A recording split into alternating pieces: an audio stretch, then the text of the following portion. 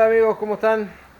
En este caso le estamos mostrando nuevamente un asador o fogonero tipo criollo. Tiene cruz de asador, tiene varias opciones. Este lo realicé en una llanta, sobre la base de una llanta de camión, llanta tipo artillera, conocemos acá en Argentina. Y bueno, como siempre tratamos de hacer lo más completo posible. Se sacan las parrillitas, son opcionales ahí. Parrilla, por supuesto tiene una tapa para sacar la ceniza y la cruz de asador. La cruz de asador que como siempre es regulable, se puede retirar también.